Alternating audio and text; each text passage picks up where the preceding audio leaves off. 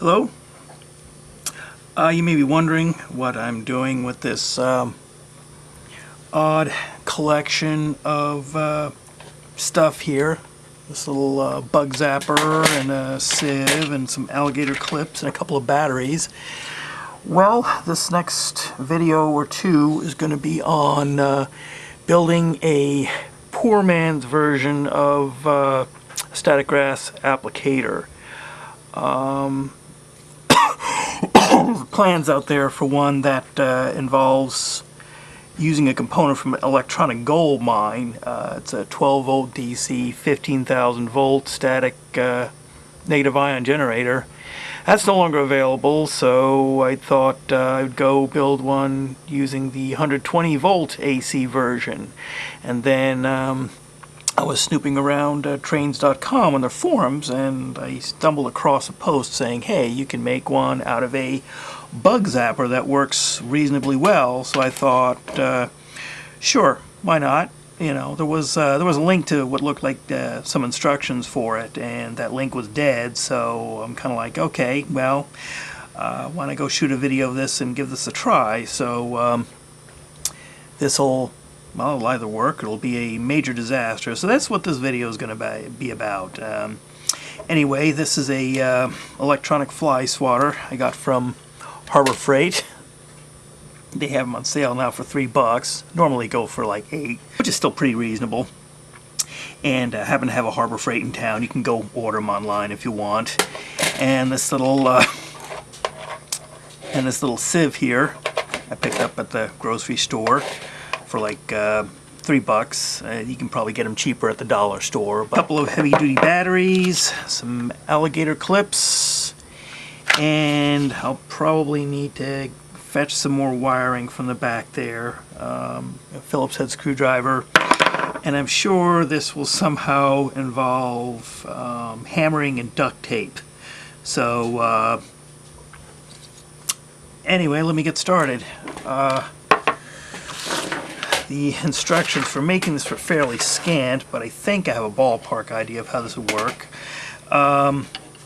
This is the zapper, bug zapper, electronic fly swatter from Harbor Freight, and it's got a bunch of screws in the back here, as you can see. So I'm going to take my Phillips head and take this thing apart.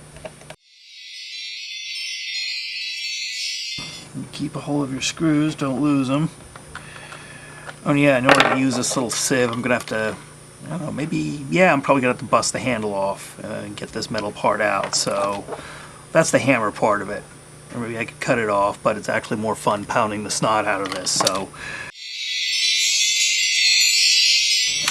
okay, here. Let me take the screws out and put them in. Put them here for now in a safe place. Now this thing looks like it's got two wires. Oops, I don't want to lose this little button here. I don't want to lose that part, so that kind of pops out real easy.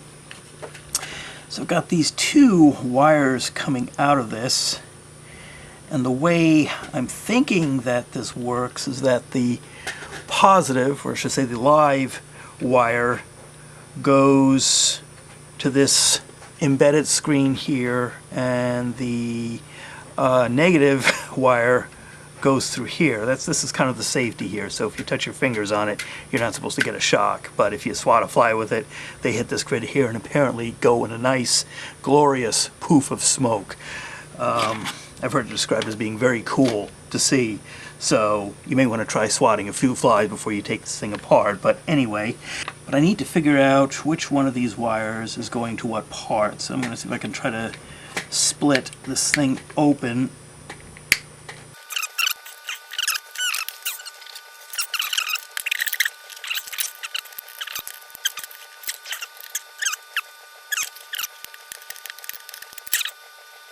Keep going. Alright, you can see how this is all laid out. Yeah, just as I thought. Yeah, just as I thought. One of these wires, see here, I got this all pried up. This wire right over here goes to this center grid here. That's the hot part. This is the wire that's going to need to be connected to your sieve, to your sifter. This wire here, and this is the one that's going to need to connect to the pin you stick in your layout. So, all right, at least I got that straight in my mind now. Okay, let me get my wire snips, which, all right, couldn't find my actual wire snips, but these will probably do fine that are on here.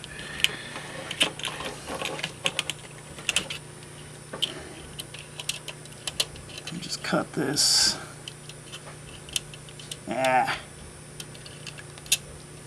can't get to it. Alright, why don't I try this? Just pry this off. There. Alright. And looks like you're going to need to solder some wire to here, a feeder wire, because that's about ready to break off. That's fine. Alright. Go ahead and let's see if we can get this on here like that. Alright, that's a little bit better. There. Okay. I take this assembly off. I don't need this anymore. Huh.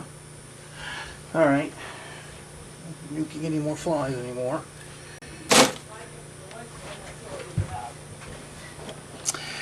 Okay. So now I'm gonna take the handle off of this and somehow insert it on here. It actually would work if I could get to somehow bend these two tongues. If I could take this off, this would fit around this hole, and if I can bend these two wires in here around this, I can just screw the shell back on me, put some duct tape to tighten it up, and I think it should be good to go. So let me go ahead and remove the handle. Alright, well, this is what this looks like with the handle cut off, and it looks like this could work pretty well. Take a hacksaw blade and cut it off here. Could almost get this to wrap around these two posts, pad it with some duct tape, because the actual fly swatter was fairly thick. Maybe wrap it with some cardboard and duct tape just to get it so it'll stay firm within this handle.